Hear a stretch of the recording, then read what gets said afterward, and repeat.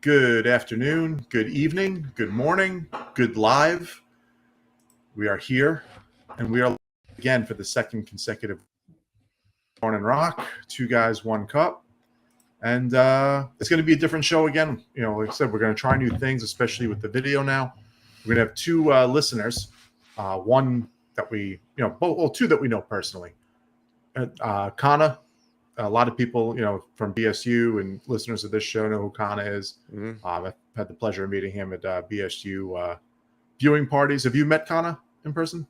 I met him. Yeah, I met him at a BSU viewing party. Cool. Yeah, I met him. And Billy Flynn, who's Roc's season ticket partner. He sits behind me. I've known him for 20 years. He sits behind me at every game. I've seen him curse out player after player, and I'm sure we'll go into a bunch of that stuff, fun stuff about all his favorite Rangers of all time, and there we go. His comments and all that fun stuff. So it'll be some fun. We'll have some fun back and forth because we needed something, dude. We needed something. We have some news, obviously, that we can talk about, but I mean, we were scraping to find things to talk about for this show. So it's going to be good. I'm excited. Yeah, no, this will be fun. So why don't we just jump right to it? Jacob Trouba has been named the 28th captain? Am I right on that number? 28th captain. 28th captain of the New York Rangers. To me, it was okay. I don't know how you felt about it. If they were going to name someone, you knew it was going to be Mika, Trouba, or Kreider. Any of the three, I was sorry to interrupt you. No, it's cool. Yeah, I mean, honestly, I'm sorry, I keep stepping on you. Kevin Weeks, man, he is on fire with breaking stories, and I have to admit it has to be embarrassing to the Ranger beat writers, especially Larry, that he didn't have this first. I mean, it's a little smack in the face. I mean, Larry gave us a little tidbit that we're going to probably touch on later about a familiar face probably coming back, but Kevin Weeks, man, I mean, you got to give this guy some props. I mean, he has just been on a tear with breaking stories and breaking news. So, yeah, I mean, listen, our friend Nick Pizzo, who's a big friend of the show, said he has a game tonight. He was actually going to call in also, but unfortunately, he's has some other arrangements or some other. Should we bring in the live barn so we can stream a Scouts game going on right now? We should do that. I don't know. Actually, I don't even know if the Scouts are not playing tonight, so it's another team. Oh, it's another team. But he asked me. He's like, "What do you think?" I said, "Honestly, I'm surprised, but I'm not shocked." Mm-hmm.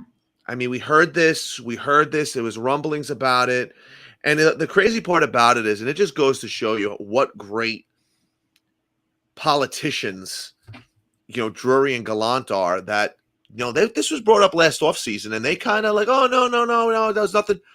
And all of a sudden now, in the middle of August, where news does not get broken. Nope. So the timing of this is kind of strange. I don't know how you feel about that.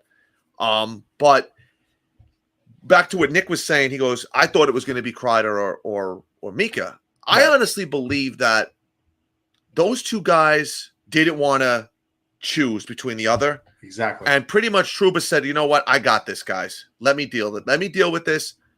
And listen, I give the guy credit. He came here. He has a big contract. You and I, we're probably bigger Trouba supporters than maybe a lot of the fans out there are. You especially. You've been on the Trouba train for but I'll be honest with you. Right, of course. But my point is like I said, well, maybe he's not going to last the length of this contract. And I'm not saying that's a definite he will. And we'll go into the history of the captains and as the show goes on and how long their tenures have been. But I just think that he realized that, and the team realized that they needed somebody. And I think he's showing that he's living up to his expectations of what this team is expecting from him. It's not just what he does on the ice. Right. And granted, he's paying $8 million. I understand that. And it's documented why they paid it to him. And they didn't know about Fox. They didn't know about this. They didn't know about that. So he's stepping up. He was great. Listen, he was not good against Tampa Bay. But other than Igor, who was? It's fair. Very fair.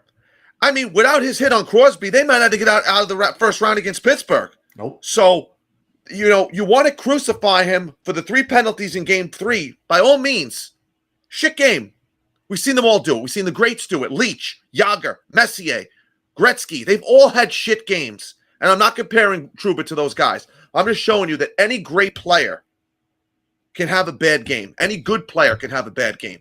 He played. He wasn't good. Or he got burnt by Stamkos in game 6. All right. But if the team can score more than one freaking goal, then, you know, that, I mean, you got to cover up the things. I know I'm seeming like I'm making excuses for the guy. I'm totally cool with it. Like you said, I don't have a problem with it. Like I said, I'm not surprised. I'm not shocked. I'm surprised, but I'm not shocked. I completely agree 100% with what you're saying as far as everything. As far as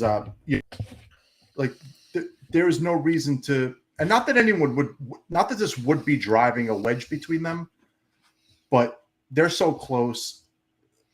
There was really no reason for one of them to feel that they had to be above the other in any way, shape, or form. They're almost like a cohesive pair. Like, why fuck with that? Whereas, right. So that's why it was. If it's going to be one of them, great.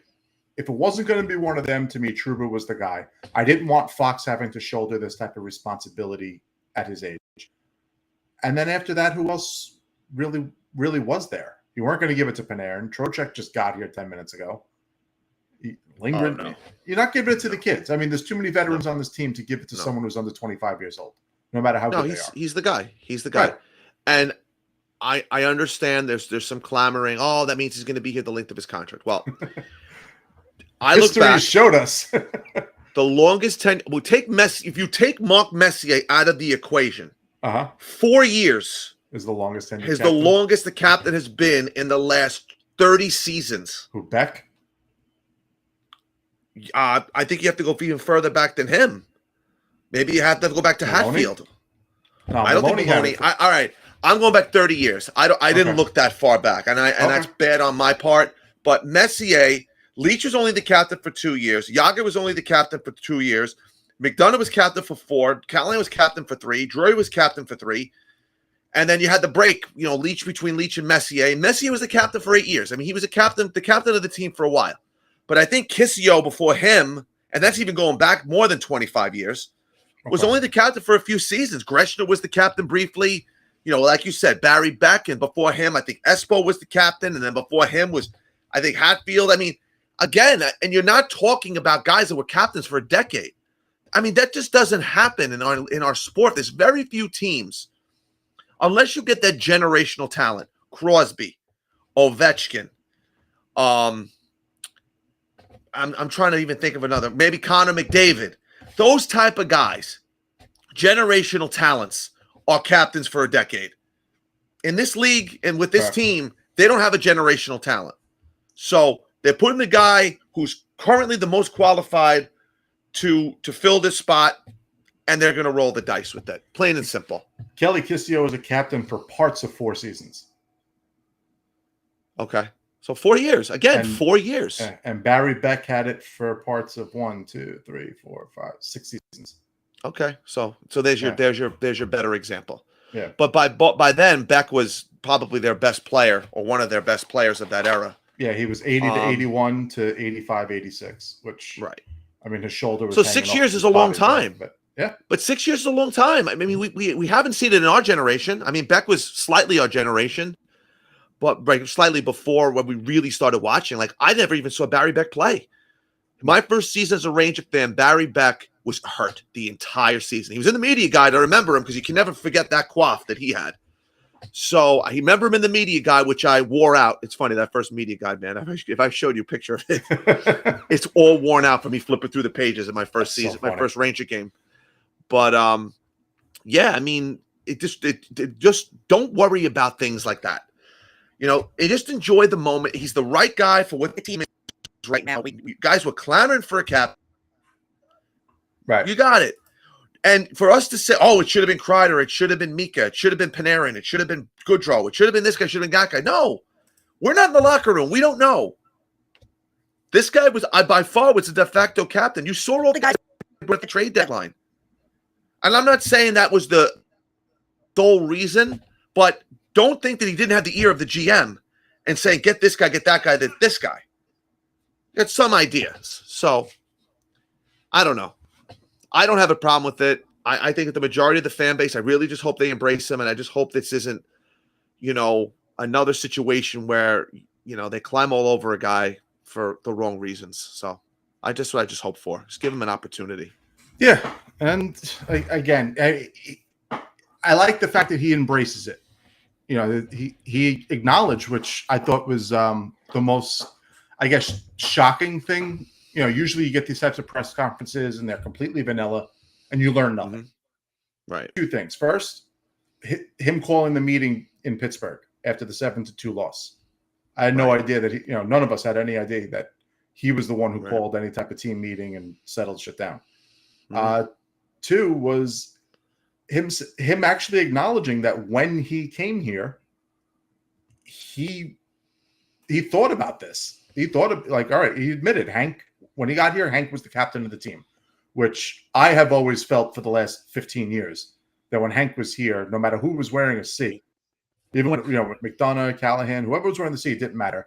That Lundqvist team, he was the captain of the team. He just never put a C on a goalie. Right. It's like when Luongo was the captain, theoretically, with Vancouver years ago when he put it on his helmet. And that whole joke. Yeah, I get it. Right. Yeah.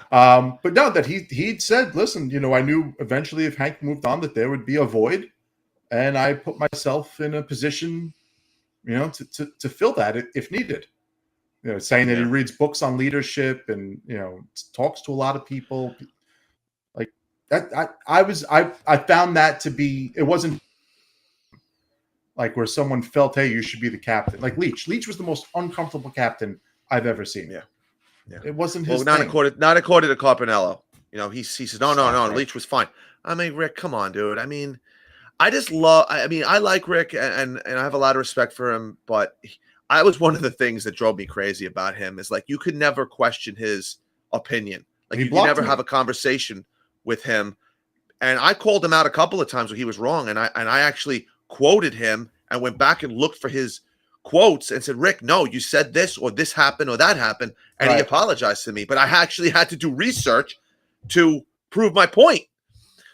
But listen, he definitely made the right decision for what the team is right now. This doesn't mean doesn't mean he's not getting traded or whatever in the next 3 seasons. I think they're going to roll the dice with this team for the next 2 years. They're going to roll the dice. Maybe more. Maybe the next 3-4 years. Because they're stuck. They're stuck. They have nothing. They have to embrace what this team is and just deal with it. And embrace it and pray that guys take a step forward. And that's essentially what they're trying to do. And that's it. I mean, there's no other options. There's no one else is coming in from the outside. The fan base you guys wanted a captain named. Right. You got it. And that's it. Plain and simple. So that's it. Yeah. There's nothing really else to say. I just find what I told you this morning, we briefly touched on this at midnight after the news broke. We were touching base to each other about 12:30 in the morning. The timing to me is strange.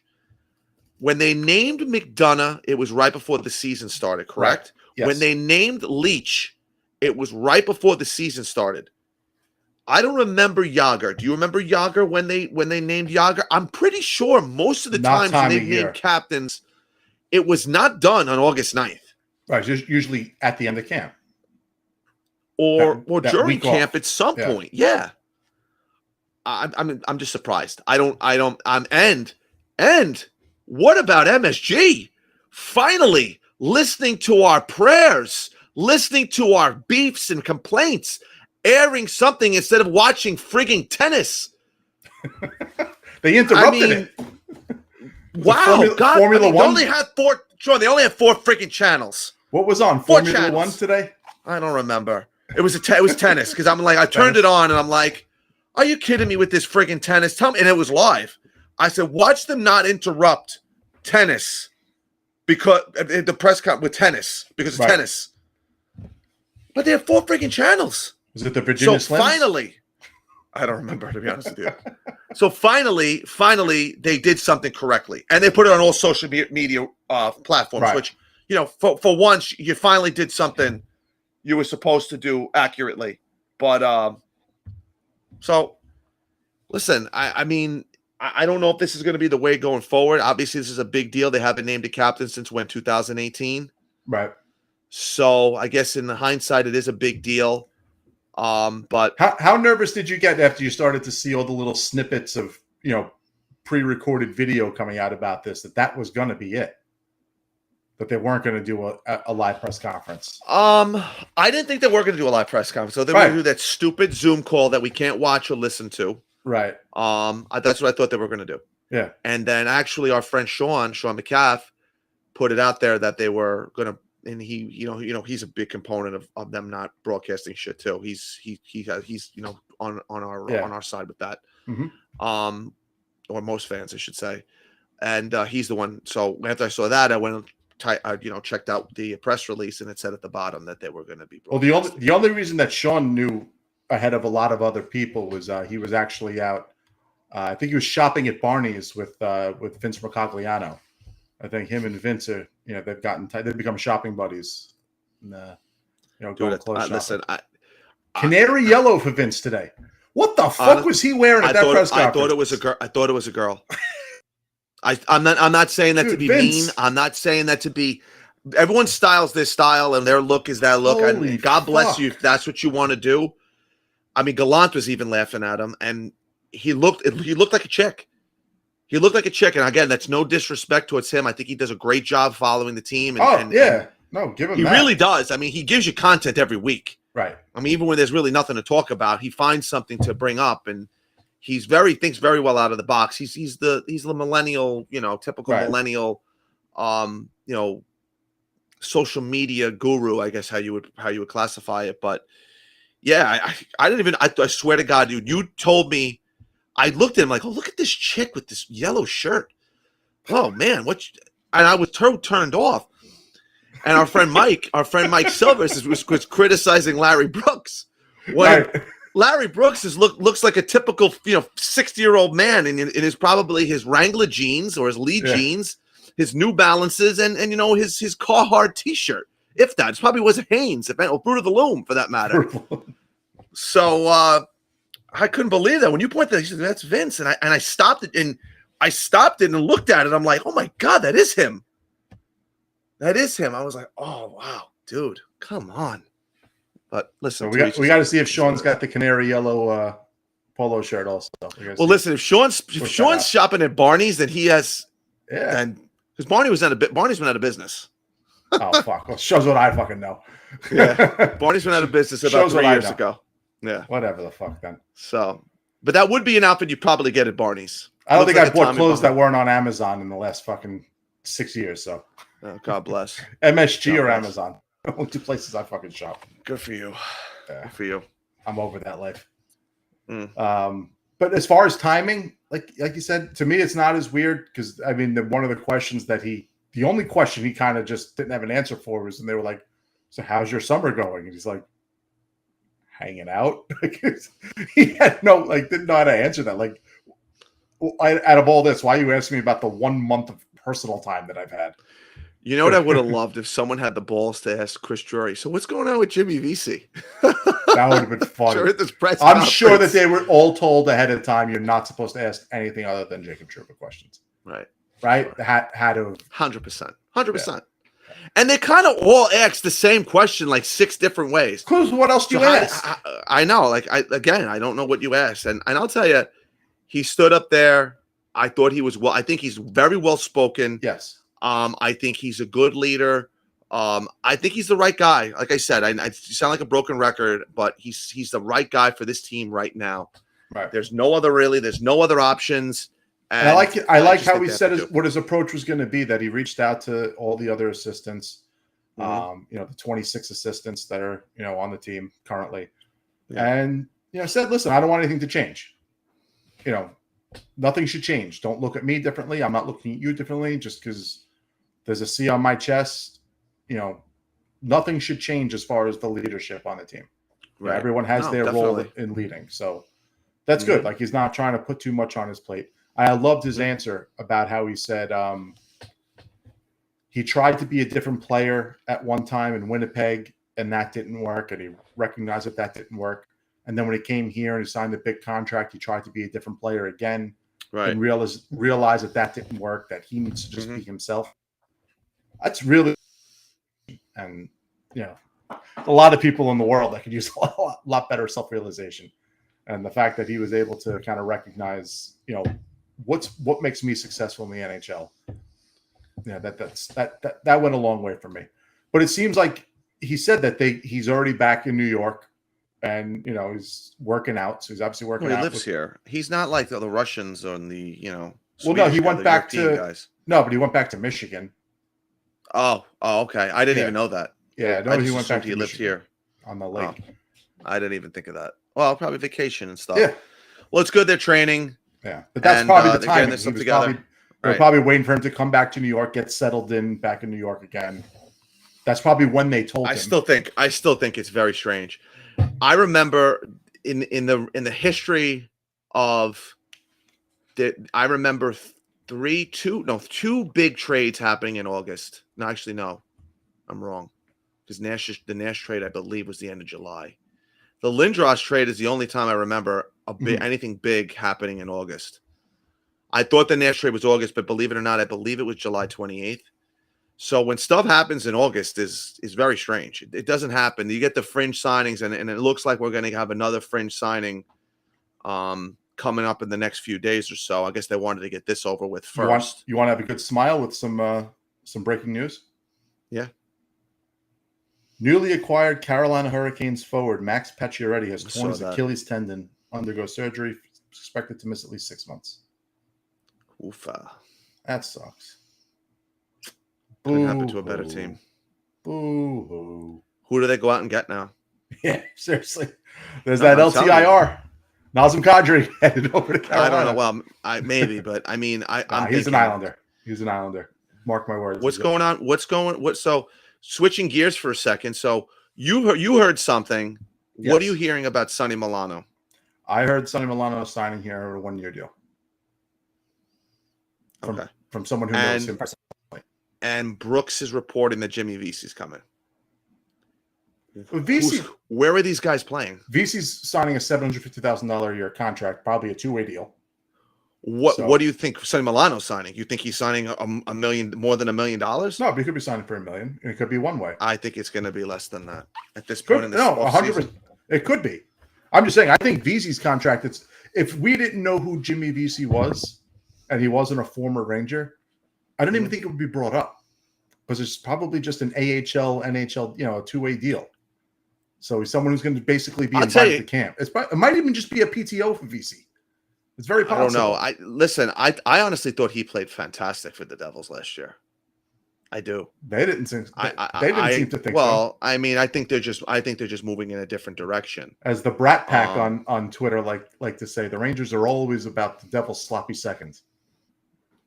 Holik and Driver and Scott Gomez. Yeah, but like you're sitting trying to say, VC was ours for 3 years. He was a rookie with us. We got VC put up some good points.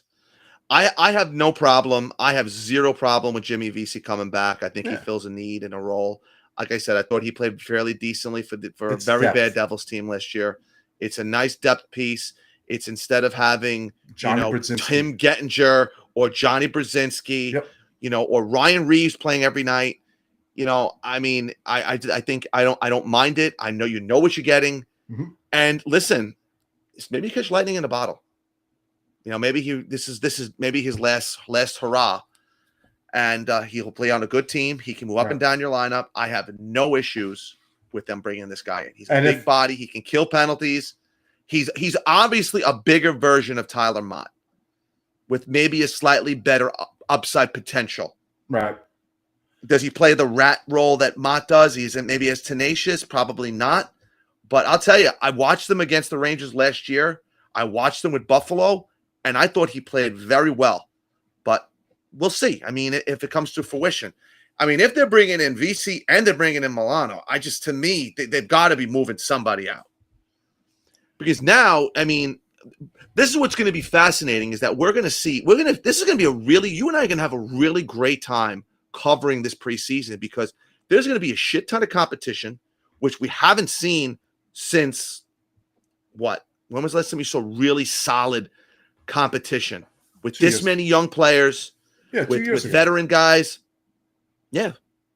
I mean, probably when Duclair was a rookie, you think 2 years ago? Only 2 years ago? Yeah, 2 years ago there was Or when they had Leah uncertainty. Sanderson and Heedle and them? That's more than 2 years if you're talking about those two guys. This roster's really only been set, I would say, since the pandemic. Before the pandemic, there was still, what Kravtsov's coming in and then not. Right. Is Heedle going to make the team? Is he not? Was Leah Sanderson going to make the team or not? I just think that, if they're bringing in both these guys, and again, you could be right. It could be a two-way contract. It could be, a PTO. We don't know. I think we're making a bigger heard. deal of it because of the familiarity with the player. Oh, yeah.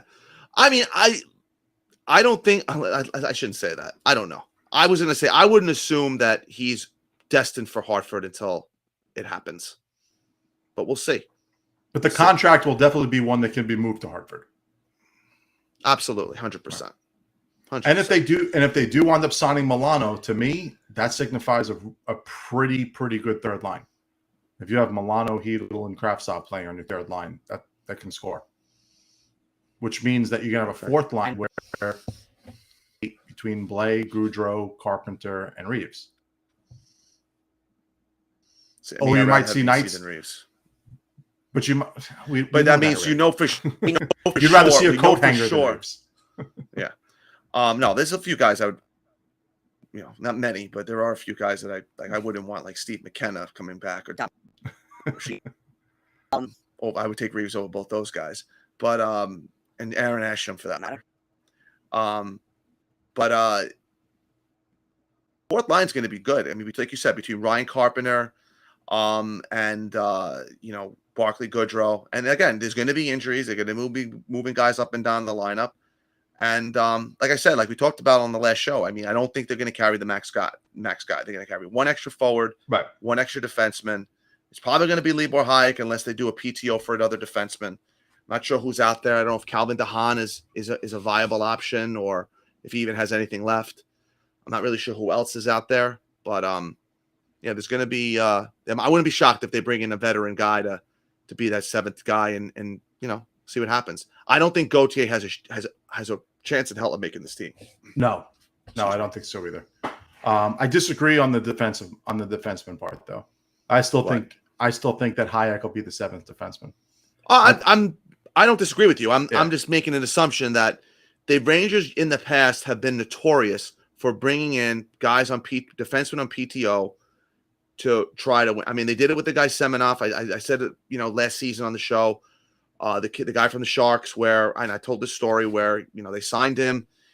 His wife didn't want him to sign because he could get more money in Russia. He went to Russia for the season. He came back, did another PTO, and then they cut him. So I can definitely see them doing something along those lines. Again, they still have Jared Tenorti. I don't know what his long-term. I'm assuming he's going to play in Hartford this year. Right. I guess it's a viable option in the event someone really gets hurt or you have multiple guys get hurt. But to me, if you're telling me who the depth chart of defensemen right now is Tenorti's behind Nils Lundqvist. He's behind. Unless they need a guy to come up just to be the seventh defenseman, then you might see him come up. Say for some reason Hayek gets hurt, then there's a very good chance that Tenorti will come up and be the seventh defenseman just to have somebody here to hang around that you could really give a shit about his development. Right. But I think Nils Lundqvist, Zach Jones, Matthew Robertson, and then Hunter Skinner probably further down the pecking order. So right. I would say those four guys. Those top three that you mentioned. Epperson. Right. Ty Epperson is another guy we might see. You don't know. Mm-hmm. We don't know. But you're going to probably see Jones. I mean, I think Jones has the leg up on everybody for getting for starting the season 100%. On the third pairing. I'm curious to see Robertson. Robertson's one of the more intriguing people for me to watch for the preseason. Yeah, because I want to see how he handles the speed of the NHL against NHL players. Well, we saw last year he got smoked by Marchand in the preseason. So then that's what we need to see. Smoked. I mean, it was embarrassing. Mm-hmm. I actually felt really sorry for the kid because listen, Brian Marchand. I almost called him Brian. Brad Marchand is a fantastic player. Right. I'm hoping Sikora can maybe be like somewhere along the lines of him, hopefully. Fantastic. But you can't give the kid too much. I mean, he's one of the best players in the NHL. But I mean, he just looked so overmatched. I mean, it wasn't even fun. So listen, we'll see what happens with him, and I think eventually, the thing that worries me, Shawn, is if these guys just putzing around in the minors and never getting an opportunity, you got to wonder at some point what their value eventually comes down to at this point. And you got to be worried about that these guys are just their development is being really stunted, and we'll see. We'll see what happens. Yeah, I'm not worried about the value part yet. I'll worry about that come the deadline, or if something pops up that we can possibly make a move before the season starts, which I don't think is likely. I think everybody who's here is who's going to. They got Adam McQuaid they got Adam McQuaid, Shawn, during training camp. September 11th, he was traded. I was at the firehouse, and I turned to my buddy, big Ranger fan. He's my buddy Steve. He's on the FDNY team, and I said, "Up, the Rangers got Adam McQuaid." He goes, "Why?" Like, he's like, "Really? Why?" And they got him September 11th. So, I mean, listen, I mean, it could happen. I don't think it will. I mean, I could see a trade. I shouldn't say that. I could see Gauthier getting moved. I can maybe see Libor Hike getting traded if they bring in a guy, a veteran defenseman that kind of outplays him and they move him. But I mean, it could be a waiver thing. I just don't think you're going to get anything tangible for any of those guys. I don't. So, but Drury's playing the game, and I guess he's playing the game where, listen, I mean, I'm not trading it. I'm not giving you a player. You want him, you're going to give me something for him. Or I'll put him on waivers, and you see if someone else claims him, you get some, whatever. Well, you can get the shot that way, but I'm not just going to give you a guy for nothing, or I'm not taking I'm not taking your crap back. So you want to take our first listener call in? Yeah, let's do it. All right. Yeah, let's do it. All right, let's let Connor in. Yo. Good evening, guys. What's up, pal? How you doing? There he is. It's a nice shirt. Thank you. Very nice. What's going on, Connor? How you doing? Excuse me if I sound too much like I'm agreeing with Roc here. I mean, I'm in a fairly similar boat here. Sometimes I'm more of a pessimist, sometimes not as much. I mean, I'm obviously pleased hearing about the news with Carolina, but I mean, we'll see what happens. I don't think that we're going to have as great of a year as we did last year, finishing second in the division. But I mean, at the same time, the Metro's pretty torn up. Otherwise, it's outside of Carolina and maybe Columbus. Philly, the Islanders, and Devils are exactly on the upswing. And then the Washington and Pittsburgh are a gamble. So I think that we own our own destiny in a lot of ways. Yeah. No, that's a great point. I mean, I will never count out Pittsburgh and Washington until Crosby and Ovechkin are gone. I mean, I hate giving them credit, but they're just two phenomenal talents that you just can never count those two guys out. I agree with you with Philly. The Islanders, I don't know. I need to see it to believe it if they're gone. Columbus, I do agree. Columbus and what's it called? Carolina. I do believe that Carolina is definitely going to be a team that is going to You got a power outage, Roc? Be on. Someone shut the lights out on me. What did your kids learn to use the light switch? I'm trying to figure out how to even open it. But I'm sitting there thinking there's something wrong with the streaming first, and then I'm like, wait, I see shadows somewhere back there. No, she shut the light off on me. But no, I apologize. To Roc's point, though, I mean, aside from losing pork roll Louis Domingue, which to us, they re-signed most of the same guys. They brought back Ricard Raquel. So if what the situation is going to be with Malkin, Crosby, and Letang, we got very lucky last year on account of all of their injuries, so that'll definitely play a factor. But I mean, it's a gamble. And this year is going to be very much a gamble. And that a big thing that worries me is we're very much taking a gamble with the lack of depth we have, especially on the third and fourth line. Yeah, no, I agree with you. I think the depth. I'm worried with the only thing I can say about this team, and I'm sure you listen to all our other shows, is the young players have to produce. I mean, that's the only way we take a step forward. That's the only way you take a step forward. I think the team's going to take a slight step back because, I sit back and I sat back and I thought about this today because I knew we were going to bring this up tonight. And Igor saved their ass to start the beginning of the season. The team wasn't playing great. It was floundering around. Like, obviously got smoked in game one against Washington, obviously. And then they come out, they play Dallas, and, they don't really play that great in that game. And then they kind of went on a little bit of a run. And, they had some games where Igor saved their ass. He saved their ass. He saved their ass against Toronto. Up in Toronto, he bailed them out against Florida when Florida almost came back and beat them. Can he be that great again? You got to be worried about that. Not worried, but can he match that? And essentially, you're bringing back the same team. You're not. There's nobody really. I mean, Trocheck. You're switching out Trocheck and Strome, and essentially everyone is the same. There's no improvements. They didn't get better. They pretty much stayed the same. If anything, the only thing has to happen is their young players have to take that next step. Kravtsov they're depending a lot. They're putting a lot of money. What's the word I'm looking for? Kravtsov, Kakko, Lafreniere, Miller, Braden Schneider. All five of those guys have got. I mean, even Fox had a great start to the season and tailed off. You need everybody to take a step forward. The team, if they don't take a step forward, we're going to be going through, I think, a lot of adversity, especially to start the season. But again, that's why we play the games, right? But what makes you think that wouldn't be the case? That those guys wouldn't take a step forward? Because of what we've seen so far. Now, obviously, I think that's something to take into consideration is the fact that and this is just us as Ranger fans, given our, we don't exactly have a great history. We still have extremely high expectations.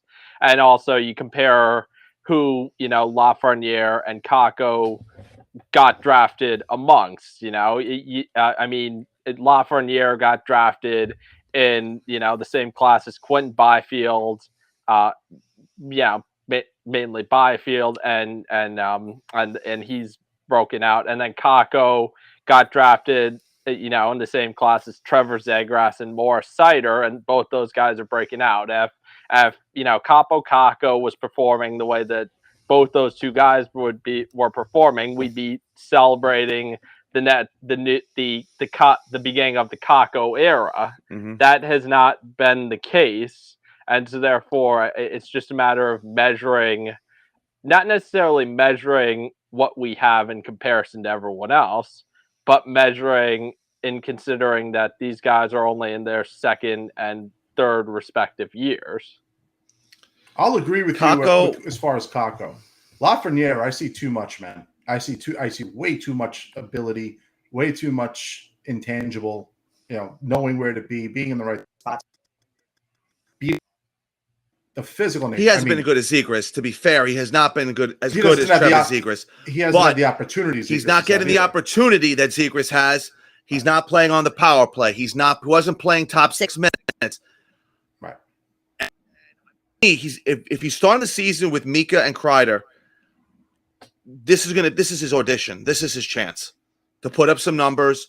He's not playing on the first power play, even though I think he should play on the first power play, and I think Trocheck should play on the second. Yeah, he's going to play he's not going to be on the first power play. So they're going to give Trocheck the opportunity to start the season. Yeah. As far as roles, Trocheck and Strome are going to be the two Spider-Men pointing at each other. They're literally just going to have one take the other. I'm saying, like, Shawn, the team essentially, you're bringing back the same team. You're not, because you're not bringing back a 20-year-old Lafreniere. You're bringing back a 21-year-old Lafreniere. Okay. You're bringing back. These guys are all going to be a year older, a year more experienced, with another full off season of non-COVID training, which cannot be fucking understated. And I honestly think the playoff run, I think maybe gave this team a little bit of David Quinn. So that'll help. I would actually argue we Swagger.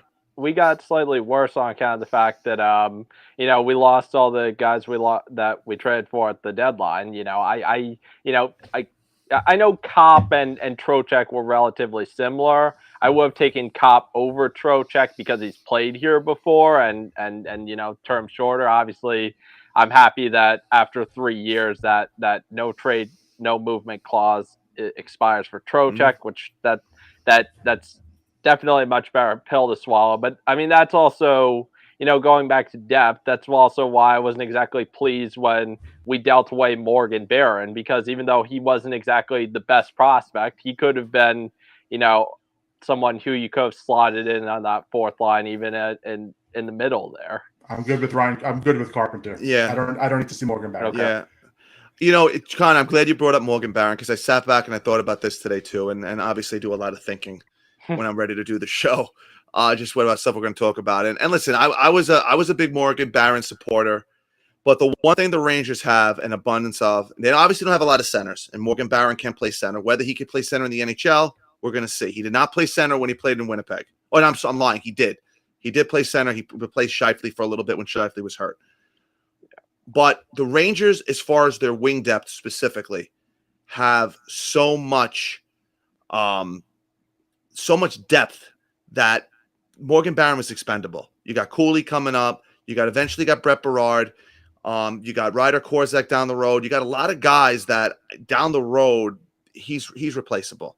And like Shawn said, Ryan Carpenter for one season for $750K to play on your fourth line, where Barron was probably going to wind up playing based off on what we've seen, it's not the end of the world. It's not. And listen, I'm with you. I was disappointed when they traded him too. I thought they gave up a lot for Kopp. But as Ranger fans, we overvalue our prospects to the fullest. I mean, people probably look at Zach Jones as a throw-in, and meanwhile, we're enamored with him.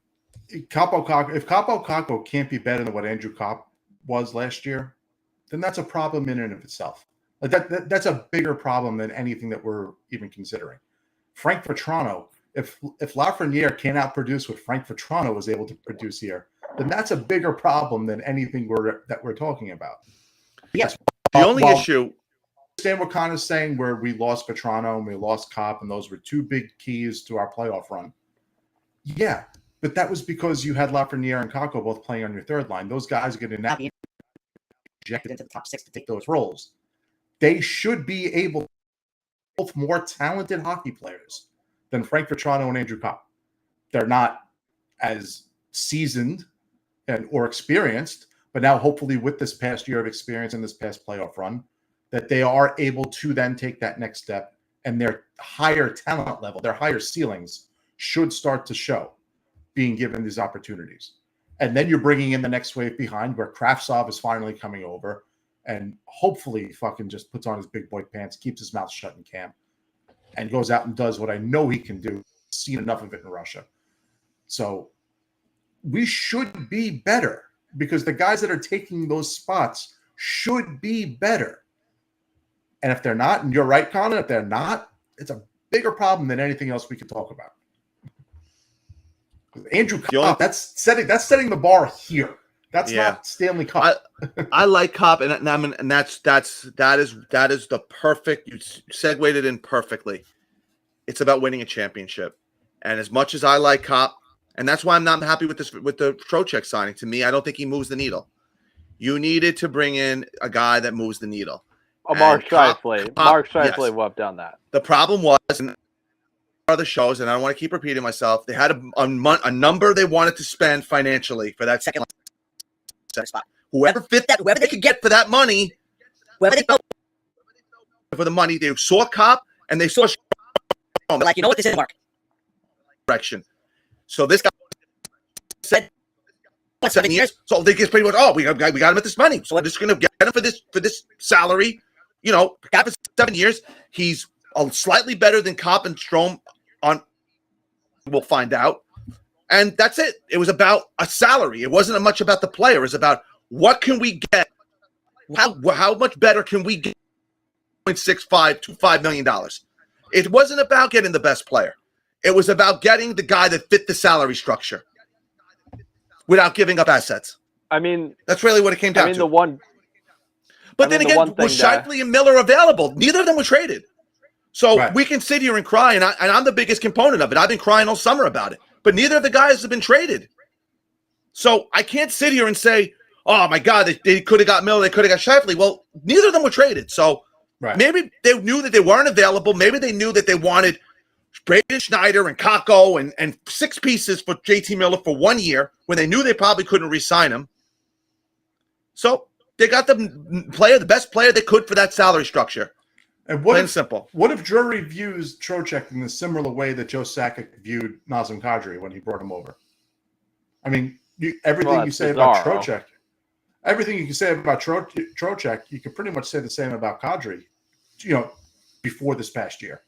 And look what Kadri became. He found the right fit, and look at how much he blew up. Sean, you know me. I love being proven wrong. Right. I love it. It's a we'll see. I love it. I'm not hitching my name the same way who was it before that I hitched my name to? And you were like, JT Miller. No, I was gonna say Rick Nash. That's my boy. Yeah, Connor, just you wait till episode 61, Connor. Just you wait. Oh, geez. Well, I'll flip that one upside down. But no, I mean, just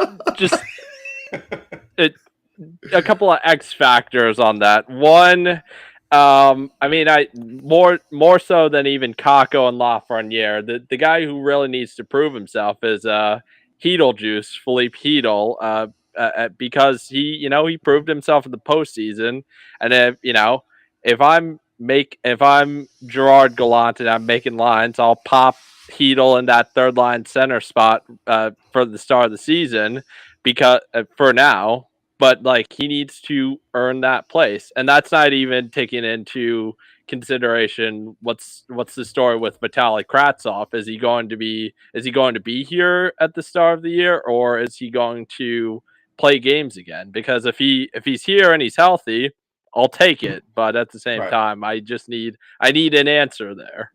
I don't think he's being brought back here to be traded, if that's what you're questioning, because he fits everything.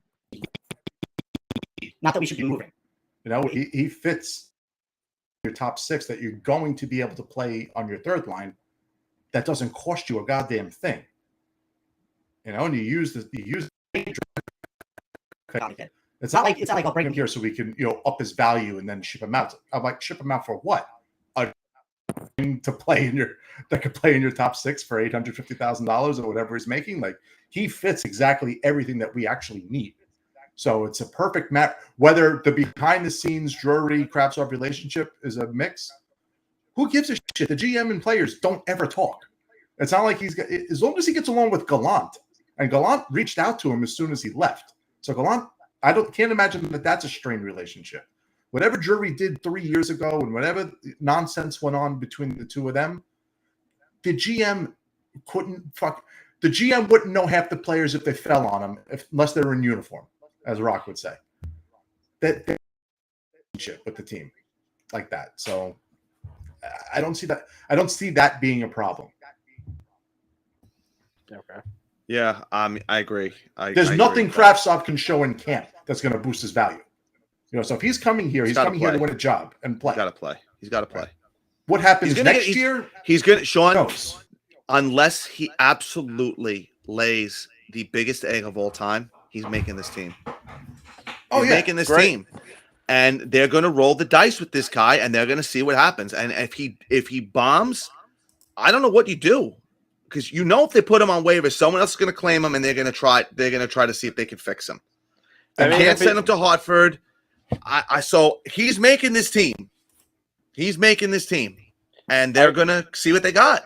I mean, if he bombs, then that's another busted Rangers draft pick. And how many of those have we had? But I've seen too much of him play in Russia to know that talent-wise, he will not bomb. He's really, really sometimes good. It doesn't always I get translate. it. Neil Yakupov. That's all I can say. You know what? I can't speak to it because I never saw Yakupov play as an amateur. I only saw him as an NHL player. I've seen enough of Kravtsov play in Russia. And when he got the opportunities to play here, remember who he was playing with. He was playing mostly fourth line and some third line. Brett Howden. And they were fucking – I could off the top of my head picture 4 assists that were blown on him. 2 by Howden, which I completely remember right in front of the net. So that would have been 4 assists. He had the goal that he scored that was overturned. Was that against the Devils? Jersey. Yeah. Against Jersey. So you add 5 more points to what he did in those 20 games, and everyone's singing a totally different tune.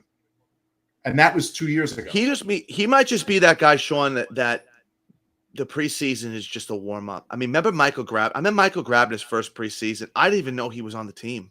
I mean, he was totally unnoticeable. You didn't notice him in preseason, and all of a sudden the season starts. The guy, I mean, there are just guys that just go through the motion during preseason. They don't really turn it on. So that might be part of it. But he definitely can't do that this year. He's got to come out guns blazing and say, I don't even want to play on the third line. I want to play on the second line. I want to play on the first line. I want to knock one of those other guys off. And in theory, he should have a leg up on both of those guys because he's 1 a year older, and 2, he's played in the men's league, a very competitive men's league. I mean, obviously, those 2 guys have played in the NHL now for the last 2 years, so he might have stunted his development slightly, but he's got to come out with guns blazing and ready to roll. A lot of these guys do. All of them. Offman, Cooley, Sammy Blais, all of them. Kako, Lafreniere, all of those young guys, regardless of whether they have a job on this team or not, have to come out guns blazing because for 2 reasons. 1, you need to show the organization that they didn't waste a pick on you. I mean, I know maybe they don't care about that, but I know if I was a player, I would. I want to trust that the organization made the right decision, 1. And 2, you want them to remember you that down the road, especially for Cooley, if there's an injury, I want to be the first guy called up. There you go. So, that's what they need to focus on. I don't think Offman's making this team. I think he would have to have a monstrous preseason. I mean, like, ridiculous. Better than Duclair, better than Peary, better than Gilroy. Better than all those guys combined for make this team. And I understand, and we talked about the fact that he has to go to juniors, and it sucks. But go back to juniors and just light it up again. Yep. And let's see what happens. And maybe they get him back for the playoffs, for a playoff run. And you see what happens with that. Kana, want to thank you for being the first call in. Can I just make an ending point? Yes, sure, of course. Final word. I mean, final word. Even though I completely trashed the Trocheck decision, and also I'm just gonna laugh because Rock has the Yankees Cup as opposed to the Flyers Cup, but that is brought it out for this one, though. I will never let you live down from that. No, you shouldn't, and you shouldn't. That aside from that, I water the plants with it now. Oh my god! If you guys would have seen Rock's face, when I called him out on it, he was like he got handed the cookie. Yeah, it was a legit pause. Like, why is he? Yeah, that's a put some duct tape on it. But no, what I meant to say was the one good thing about the Vinny Trocheck signing is at least we don't have to face him when we're playing Carolina. So that's one subtraction from them that we can feel good about. Yep. No, great point. Very much so. Yeah. Definitely a great point. As always. All right. Well, thank you so much. Thanks for calling. Good talking to you. We'll talk to you soon. There we go. One call. We did it. I don't know where Billy is. I don't know if Billy's on here or not. You said we had 2 in the audience, and now we only have 1. Is that Connor that's in the audience? Nobody anymore. I see lobby 1, but I don't see audience. He would need to. He would need to hit the call in button, Billy. So Billy, if you're on, hit the call in button. If you're not, we'll just keep going. Yeah. I'll message him. But yeah, just I don't get the pessimism. I really don't. Listen, there are things I could see regression on. You, I mean, we're gonna, it's unrealistic to think that Kreider's going to score 50-something goals again. Well, that was the other thing I want to talk to you about too. I mean, to ask these guys to duplicate what they did when, Kreider scoring 52 goals, it probably ain't happening. But maybe you get 40 goals out of Mika. Right. So instead of Kreider scoring 52, maybe Mika, what did he score, 29? Well, maybe you get 40 out of him, and that evens it out. Maybe Panarin starts scoring. Maybe you get Kakko and Lafreniere. I mean, like I said, they have got to. I mean, I can't stress this enough. They have got to make sure that these young players have got to move forward. Yep. All right, let's bring on Billy. Hold on. Something here. This fucking computer's so fucking. What's up, boys? There he is. To get myself What's up, pal? Great to see you. First off, because we opened the show, I don't know if you heard it. Who was your favorite Ranger to heckle when we're sitting at the games? Is Michael Roosevelt still your? God, it's too much. You don't have enough time to even go into that. I mean, I go by eras, to be honest with you. Oh God, how long? Yeah. So how long have you been a season ticket holder now? Tell everybody. So believe it or not, I don't think Roosevelt is on that list before Malik. My God, Malik is the worst. So season ticket holder now. I think I'm entering my 26th year. Wow. 95. The 95 season, that lockout season was my first season. So you just missed the cup. You just missed the cup season. I did. Just missed it. I did. Just there. I had just gotten promoted at work in the fall of 94. So I took all that money that I had made and bought my first season ticket with it. And as any sensible human would do. Of course. What else would any sensible human would do? Yeah. Yeah, I'm a little disappointed, Roc, that now you're going to be sitting down all the way at the other end of the aisle. I won't be able to listen to your diatribes anymore. Oh God. Yelling at the ice. You might be better off. You might be better off. Check jersey opening night. I know. It's funny because I should have bet Shawn that if he's, because we have a bet. I don't know if you heard. We have a bet. Shawn, tell him what the bet was. The $20 bet was. Tell him what the $20 bet. Is it 60 points? It's not going to score more than 25 goals. No, he's not going to score. He's not going to score more than 50 points. He's not going to score more than 50 points. Oh, then I should just go start spending it now. I should spend the $20 now. He's not scoring 50 points. I thought it was even higher than that. So, I have to go with Shawn on that one, Roc. Sorry. No, it's okay. I mean, we should have bet that I had to buy a Trocheck jersey. That really would have been. Oh my God. I would have pissed my pants if you showed up in that. I wanted to buy you a Reeves jersey this year, actually. Oh God, him too. The Rangers are just trying to punish me with every guy in this league that I just cannot stand. I'm just trying to think who else they can get. Matt Martin would be another guy. Pretty much half the Islanders roster would probably be on my list. So you don't have to worry about that. I'm just trying to think of every guy I just cannot stand. Most of Carolina. Saw Sebastian. Sebastian. Yeah, I was sorry to hear about Pacioretty. What a shame. Yeah, that's unfortunate. Sorry to hear about Pacioretty. That's a shame. I'm not sorry. Once one bit. I was looking for a rematch of him and VC from Game 6 against Montreal. Oh yeah, I forgot about that. One. So listen, what do you think? So tell us your opinion of the offseason. How you think the team is going to progress. Give us your whole synopsis on it. The offseason is what I thought it was going to be. Shawn hit on it earlier. I mean, I really think it's about the growth of the kids. I take the Trocheck signing with a grain of salt. I mean, he's a great face-off guy. You hope that, for a team that desperately needs good face-off production, hopefully he helps there.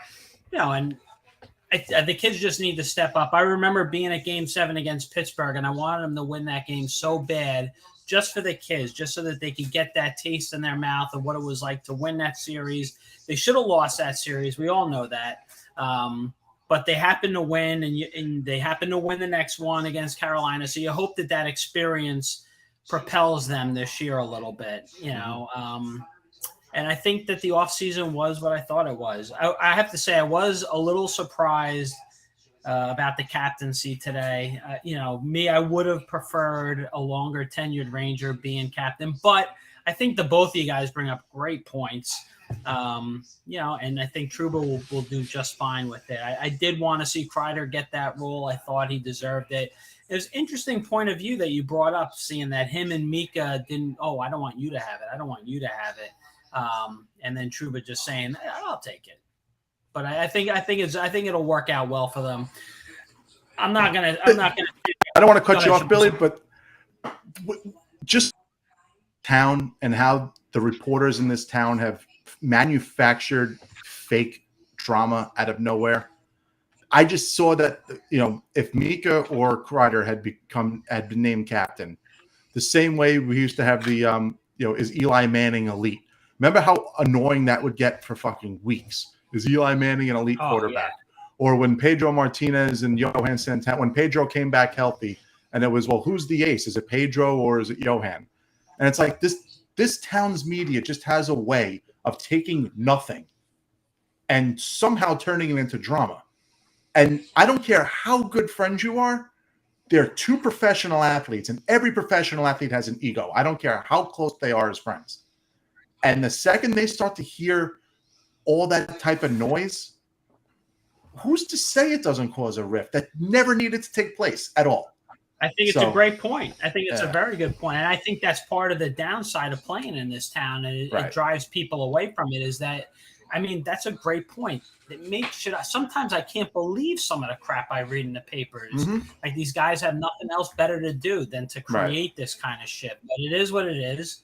And it's a great point. And when you brought it up initially, I was like, wow, I didn't really think of that. Because I'm looking at it as like, look at those guys, good guys. They're great teammates. They're good friends. You see the way they, the embrace on their way off the ice at the end of the games.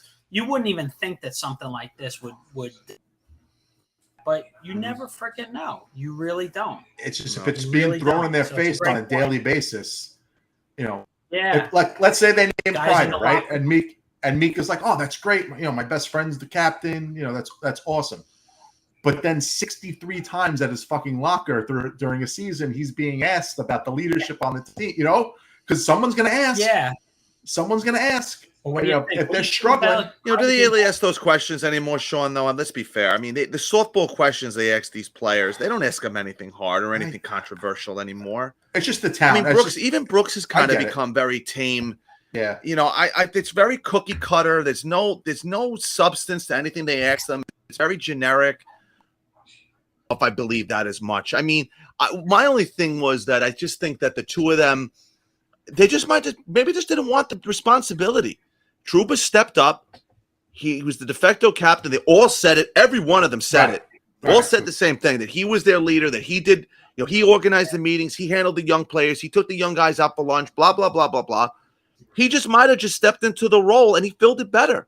Let's be honest. Kreider stepped in it as a young player and he was surrounded by strong leaders, personalities, strong players, strong leaders. Brad Richards, St. Louis, McDonough, Stefan, Lundqvist. The list goes on and on of guys. So you would think he might have learned from that, but maybe he's like, you know what? I feel I can handle things better when I don't have to have that responsibility. And honestly, maybe that's the best thing for him. Yeah. And those are great points. And to his credit, all of that stuff was news to me. And I give Trouba credit for that. Like that stuff I didn't know about till it was just brought up. So Same. So, fair play to him. Fair play to him. I think he'll do a really good job. Obviously he's been doing that job without us knowing it. I just hope, like you said, I'm not the biggest Trouba fan. Sometimes watching him skate out there is like he's skating in mud. He's out of position constantly. But I think he's found his place on that line with Miller. Instead of having to be the guy like on the top line. Right. And I thought he played really well this year for the most part. And I also think you brought up a great point earlier, Roc. And I'm just as guilty as anyone else. My God, I can't get like Stamkos's winning goal in Game 6 out of my head. Trouba's so far out of position, but who wasn't during that game? Who didn't play great that game? So it's easy to pin it on one guy. But so always the defensemen are always going to get the ones that are going to be criticized. Listen, not being able to clear the zone. Yeah, and we've got on. I mean, Yeah, exactly. yeah, I mean, Right. Bill, we've seen like you mentioned. Justin Williams come in. Right. on the That's the one. breakaway. That's the one I'm talking about. It's always the defenseman. It's Tom Pody against Washington. When they're up 2-0 in the series and he lets Fedorov walk in. I mean, it's Wade Redden. It's Roosevelt. It's Malik. The list goes on and on. A defense better Tootin. I mean, we saw them all. Christian Backman. Yeah. They were all turnstiles, and this was what happens. I mean, you're the last line of defense, no pun intended, but you're the last line of defense, and you're going to be the one that's going to be criticized. But you're not criticizing the guy that didn't back check. Yep. I mean, you're not criticizing the guy that coughed up the puck in the neutral zone to why it turned it to 2-on-1 or 3-on-2. Yeah, Strom. Exactly. The defensemen are always going to get criticized. I mean, you remember Leach getting booed, right? Of course. Leach got booed at the Garden. It's awful. One of the greatest Rangers of all time got booed at MSG. I mean, everybody. You're right. Everybody. The only guy that never got booed was probably Messier. No, I mean, that's really it. I'll never forget the last game of the '93 season. He was booed mercilessly. Really? So, yes. Yeah, I didn't know that. Yeah. Wow. So they didn't make the playoffs that year, right? They were on a little bit of a run towards the end of the season, and they were getting. They got Tikin in. They traded Doug Waite. They got Tikin at the trade deadline. And all those moves, and they didn't quite come to fruition until the next year. So they didn't make the playoffs, and try and find that he was booed every time he touched the puck. Yes, and there was a lot of shit that went on that year. Stuff. Mm-hmm. I think it was stuff. With Roger Nielsen, right? He got fired that year, and right at the end of the year. So Ron Smith took over.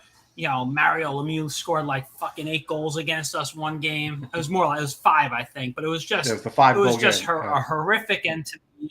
Yeah, it was really bad, and he heard it, and he took it like a man. To be honest with you, right? I think he didn't even score a penalty shot. He scored a penalty shot goal, a shorthanded goal, a power play goal. He had 5 different situation goals. Yeah. Yeah, I remember the only time in NHL. He just came back from cancer. Yeah. Well, figured the Rangers would be a footnote. Yeah, in a negative capacity at some point. But no, that's funny. So it's funny you bring up Ron Smith because they had a friggin' press conference to announce who the interim general manager, interim coach was. And they put a coat on. Remember that? Meanwhile, you can't even get a friggin' press conference. Nope. You get a friggin' Zoom call half the time. You can't even get a regular press conference. I mean, that's why I was laughing today. I couldn't believe it. Hopefully today signals that we're done with that. Hopefully they've realized. Sean. I really do. So too. The COVID world is over. Zooms are over. The COVID world is over. But let's just sit back and think about who have they brought in the last 10 years. Panarin, other than Panarin, that they would have a press conference for. What other big trade have they made in the last 10 years? Significant. Do you think Trouba?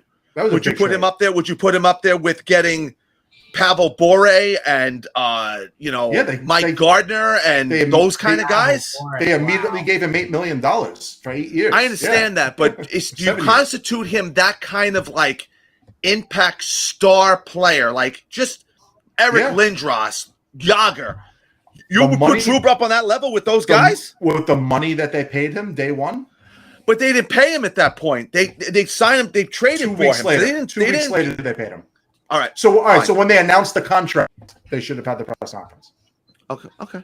Fair. You just sign a player that big of a contract. If this wasn't a COVID world this past year, you don't think Zibanejad is going to have a? They didn't do it with Brad Richards either. There was nothing for Richards? No. Nothing. You would remember better than I would. I'm trying to remember, and if anyone, you have the chat room open? I can't remember the last press conference that they had when a player was acquired. To me, it's Eric Lindros. I can't think of another one. And you're talking like late 90s? Early 2000s? Early 2000s, yeah. I mean, they got him during the 2000. They didn't have one for Nash. Did they have one for Nash, Sean? No. And that was in July. Like, what the hell are they doing? Right. That's what I'm saying. They just don't do it. And I don't know if it's the player that doesn't want to travel, but you know if the Yankees are acquiring Freddie Freeman or the Mets are acquiring Juan Soto, they're doing a freaking 5-hour press conference every time. Gabrick didn't have one when they No. signed? Today was a huge one. I mean, it just kept going. There was the press conference, Richards, and then there were the sides, the one-on-ones. Right. The I can't breakout remember the sessions. last time they did one. Yeah. I know when they got Drury and Gomez. And he did it for him. And Gomez, they had a right. They did a forum today. I know Where when they did got get Drury these and Gomez, they flipped the puck. Did they swear people to did I they don't know. swear some season ticket holders to secrecy to get them for that forum today? Well, they didn't invite me, Billy. Did they invite you to this? No. And Sean, no, right? I None of never us get got any invited to invite. this crap. I don't get invited to shit. No, we get invited to friggin' stuff with the alumni. So I can see Adam Hall and Chris Katsopoulos and friggin' other scrubs that played 6 minutes for the Rangers and are Brian part of their Mullen. alumni. He comes from Well, the at least Islander. Brian Mullen played 5 years for us. Yeah, Brian Mullen But was a Billy, at Ranger least for me. Brian Mullen played 5 years for us. Yeah, I mean, I Adam know. Hall didn't even play a full season. And he's on the alumni.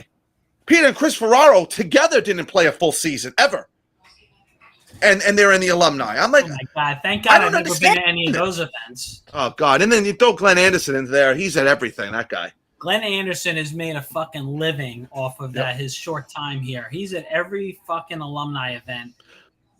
Unbelievable. Jay Wells played what? He played 4 or 5 years for us? 4 years? think I love four. that. Come in 92? 92 to I think so. 95? Something like that? Yeah. I mean, he played 4 years for us, so I can maybe understand that. But I mean, I guess it's a thankless job. Who the hell would want to do that? You think you know, who's That You know, part's not, true. It's lunatics. not to backtrack, but you guys were talking about Weeksy before. He's becoming Mm-hmm. the Jay Glazer of the NHL. He's done a fantastic job. He's the Woj The bomb. Rangers blew it. The Rangers blew it. He should have been the Rangers color Should've. commentator. He should have Ah. taken over for Joe. 10 years He would have ago. rejuvenated Sam. It would have been so much fun. His energy, his agree. enthusiasm. He would have been a home run. Yep. A home run. Totally agree. And they I'm blew done, it. I'm done with Dicoletti. God. But how else are you going to So- know the body fat percentage of 18-year-old kids come training camp? I mean, Micheletti's Yeah, the or- only one or that's how basically everyone- got scoop. I just want to know how everyone's a great guy. He's a great kid, a really good kid. Yeah, You know, he he's a does great this, guy. that, and the other thing. Really good guy, really good kid. Micheletti's in Shut up. the Well, let me locker ask you, room with the because I never calipers. asked you this question. Taking body fat percentage. Yeah. Stay still. Yeah, still. So you've been a. How do you feel having Micheletti, who is a St. Louis Blue, as the color commentary guy for the Rangers? Does that not eat you up? Doesn't that just drive you batshit crazy? Or am I the only one? Early on, it did, but I guess I'm just numb to it now. So I mean, you know, Oh, it drives me crazy. It's the only team in New York where they have not a player from the team who he played for being the color commentary. Every other team, Yankees, Mets, Jets, Giants, Knicks. Who am I missing? What are the other teams I'm missing? I'm missing somebody. The Yankees. I mean, it's the only team, the Devils, the Islanders. Every one of those teams has a former player, the guy that played for their team, as their color commentary guy. We have a St. Louis Blue. I just makes zero sense. Zero. It's like he's on the payroll. Like, oh, let him fill in. Well, we're not an original six franchise. We're not, one of the richest franchises in the sport. We can just bring in anybody. Yeah. Stupid. Absolutely stupid. The St. Louis Blue. So, anyway. Oh, God, that boils my blood, man. Oh, drives me fucking crazy. Well, I mean, Sean and I talked about this. I mean, Yeah. what made Sam and JD great was JD played for the I team. agree. He told stories. He let you in on insight and all this other crap. He broke trades. He broke the Messier trade on the air during a game. I was at that game in Boston. I I mean, was there. he did things that a color guy never did. He was fantastic. They had a great chemistry, and whatever. It is what it is. I can't keep arguing. I know. JD was Weeks. He was a former goalie He who had a great was. reputation around And he the had a league. personality. And he had a personality, and he got information because A he's just strong genuinely personality. that good of a guy. People wanted to talk to him. I still think it's crazy that Larry Brooks did not have this first. That Yeah. Kevin, it shocks me in a lot of ways because I know the Rangers are like the Iron Curtain when it comes to news. Like nothing gets out of there. People have to get smuggled out to get news Especially out of that. with Drury now as GM. Forget it. He's worse than Sather, I think. I honestly think he might be worse than Sather. Truthfully, I like that there's no leaks. I agree. And talking about Drury, There's still leaks, but just not from the Ranger end. Yeah. It was There's leaks, but unfortunate not from the the way Ranger that end. whole thing went down with JD and Gordon, but I definitely think they have the right man in the job. I think Drury was made for this position, to be honest with you. So I agree. I just think Billy and he can put his Stanley Cup ring down on the table, and like he can slap it down on the table. Where, listen, no disrespect to Jeff Gordon, he did a phenomenal job. But the guy never played in the league. I know, and I'm not knocking him. And he made this Abinadad trade, which is going to go probably down as one of the best trades in Ranger history. Yeah. Yep. He made Fox. He got Fox. He made the Trouba trade. He made he got Panarin to sign here. He did a lot of things, and he did a lot of wonderful things. But to me, unless you won, I just think that as a general manager, you need to put your hand on the table and say, listen, this is what I got. And I know Lemorello never won the world now. The salary cap world changed a lot of things. And, totally now he has that cachet, I guess you would call it. And I think that'll benefit him. Cachet, baby. Very good. Listen, thanks for having me on. I don't mean to cut it short, but do your thing, pal. Thank you for joining us. Great. I can't wait to come on again. It was great seeing you both. You too. We'll talk to you soon, all right? I'll see you opening night, Billy. All right. Later. Be good. Can't wait. Later. He's great. Yeah. Dude, he is so funny at the games, man. He's calmed down a lot.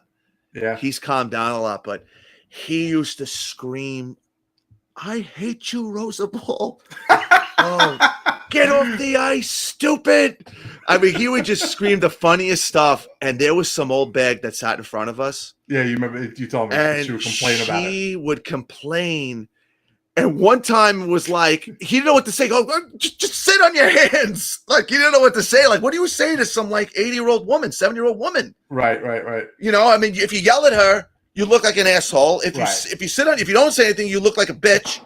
What do you do there? I'll just sit on your hands. Like, he didn't know what to say to this woman.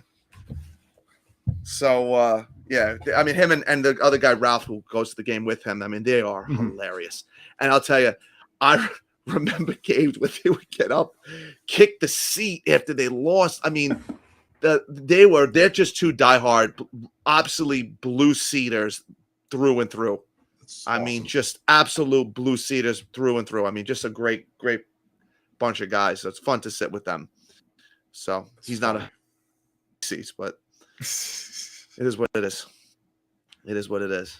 But we got to get you downstairs next. Yeah. I talked to Brian about that. Yeah, nice. I talked to Brian about that one. We'll see what happens with that down the road. But anything else that we miss? No, nothing that we missed. No. Everything else is pretty much status quo in Rangerland. So, you wrap it up, or I hope we have something else. Yeah, we'll wrap it up. Yeah, we'll wrap it up. Well, before we wrap it up, I wanted to bring something up to you. Yeah, sure. I mean, 2022, and this is not hockey related, not been at all kind to the celebrity world. Oh, I had a feeling you were going to bring this one up. Listen, I was not a fan. I mean, we're going to talk. Obviously, we lost all the Mafia guys, and we'll get into that. And I was not ever a fan of her music. But Olivia Newton-John, Grease. I saw Grease when I was 8 years old. She was one of my first female crushes. I remember seeing her on the screen, and I was just like, wow. And, I know this is a hockey show. And I don't want anyone out there to say that they never watched Grease as an 8-year-old or a 10-year-old. You definitely did. If you didn't, you're lying to yourself, because I know you did. But it was an unavoidable movie as a kid. Hearing the news of losing her, it's kind of similar to Bob Saget. And I mean, we talked about Bob Saget. Yep. But losing her yesterday, and that movie was so iconic. It's like another piece of our childhood just kind of ripped away from us in a lot of ways. Like, I don't know if you ever saw the movie. I'm sure you did, but I'm not sure if you were a fan or not. But that kind of hit me like, wow, like it's someone else. Like, it's just incredible. Like, just another piece of our childhood. And I never realized the movie came out in 1978, which was 2 years before I was born, 3 years before you were born. But I remember watching it and thinking the movie came out like 20, 30 years ago. It seemed like such an old movie. I guess because it was like a period movie because it was supposed to be based in the 50s. 50s, yeah. But I was like blown away. Like, oh shit, wow, that movie was not that old when the first time I watched it. And they could, then she was only 29 and she could have been 90. I would have known like the age bracket when you're that young. 29 seems like 50, 60. So it's incredible from that perspective. But the celebrity toll this year has been brutal. Paul Sorvino and James Caan and Tony Sirico and Ray Liotta. I mean, it's just been one right after. I mean, and the guy from the Foo Fighters that you were a fan of, I forgot his name. Taylor Hawkins. I mean, it's just been incredible. I mean, it's like the Grim Reaper's going wild on the celebrity world. I mean, have you felt that with Bob Saget? I mean, it's just been nonstop. Finally got Betty White after 99 years. Yeah, it's I guess what it is, I think it's because also we're getting older that it's really. But Sean, these people are dying in their 70s. They're not dying in their 90s. A lot of drugs. I mean, James Caan was in his early 80s. I mean, but Liotta was what, 68? Paul Sorvino was older. Paul Sorvino was 80. Yeah. Is that old nowadays? 80's old? My father's 77. I gotta be worried now. I mean, is 80 old nowadays? Depends on how these people. Ray Liotta overdosed on Chantix. Yes. Oh, is that what that was? No, I'm joking. We know for sure. Oh, I'm sorry. I get it. That was bad on my part. What's her name? What the hell? What's her name? Holy shit! Who? That we're talking about now. That just died. Oh, Olivia Newton-John. Yeah, she battled breast cancer for almost 30 years. Yeah. So it finally, just the body finally. It's just the timing of everything. It just seems like it's just. I didn't know one she was right 73. I never felt like she was old. She looked great I remember I saw a picture of her. They did the 20-year reunion. She was in her 50s and she still looked like she was like 30 years old. Right. Like she just never aged. And you would think, yeah. Could you imagine if she wasn't sick, how great she would have looked? I mean, yeah, seriously. She was just the girl next door. And like I said, I married a redhead. I never dated blondes. But to me, the first time I saw her in Greece and the first time I saw her, I was just blown away by her. She was just a gorgeous woman. When she just said, "What's up, like stud?" very like you thought she was talking to you. I wish. I wish. Just like the girl next door, just gorgeous, beautiful. Yeah. Trying to think who there was someone else that I thought of recently that was like who got me when I was really young. And I'm blanking on who. My first was Leah Thompson. Leah Thompson. Oh, from Back to the Future. Back to the Future, but from Howard the Duck. Oh, I remember that scene. There's the underwear scenes in Howard the Duck. That's the first time I saw girl underwear. yes, that's a good one. That is a very good one. Leah Thompson was my first. When she goes, I'll be blanking broken. on the other one. Yeah. Well, you might have some time for that one. Hopefully. But then again, who knows nowadays, man? It's just been like fucking like nonstop. Monkeypox might get everybody. Has been. Never know. Yeah. That monkeypox, it'll get you. It's tough, but I had to bring that up. I mean, I just feel like every time I turn around, like some part of my childhood. I mean, we're getting old. We're not ancient. Well, no, but that's what I'm saying. It's just like when we were 20, the people who were dying off, those weren't our people for the most part. Like we didn't grow up with that age group. Now that we're in our 40s, the people who are 70 to 90, we grew up with those people being in their primes. Yeah. Think of anybody who would act. Think of the entire cast of Cheers. Does that seem like that should be an old cast? Those guys I'm so glad you brought that up. Think of Did you see the thing going around? What? But did you see how old they were when they were filming that show? Like Norm was like 35 years old. Cliff was Norm was like 30, like 36, 37. Cliff was like 35. Ted Danson was like 34. They looked like they were 50. Oh, I never thought like the 70s. Oh, yeah. But Sean, I mean, you look at them then. Do they look like they were 30 years old? In their 30s. You think so? I don't Sam know. Malone was a retired baseball player, recently retired baseball player due to injury. That's a good point, but it doesn't matter. I mean, you could be retired at 25. Woody Harrelson only looked like he was in his early 20s. You know, when he took and when Coach was 55 on the show, he looked like he was 90. Yeah. I mean, I'm just saying, like the 70s, whatever it was, 70s fashion, 70s look, everyone looked old. Well, this is everyone looked old. 80s, early 90s. But yeah, I do get where you're early, saying. Yeah. Right. I mean, that Golden Girls old, but even think of them. They were in their 50s, 60s when they were doing the show. They looked like they were like in their 80s. So, I mean, and it just goes to show you that when you're young, your concept of age, it's just all over the place. It's just so out of whack. Well, I think it just blew my mind. People act differently now and they're at different age back then. 40-year-olds. People are taking care of themselves.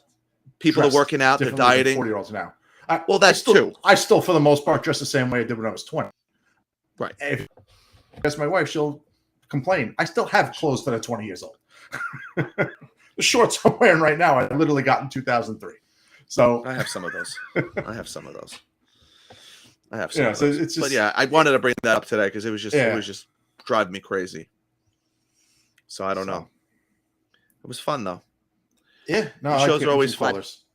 Yeah, we'll probably hopefully get some more. We'll probably get some more. We'll get some more opinions from people, and I wish Billy would have stayed on more. He could have probably told us more about the Garden and they're right after the Cup and stuff like that. We'll have him on again. He can tell us what that was like and stuff like that. But this was fun. And if the technical aspect of this is awful, I will continue to work on this.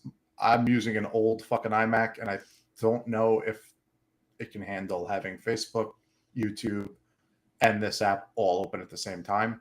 So for next week, what I'm going to do is hopefully I don't need to have them all on the same computer.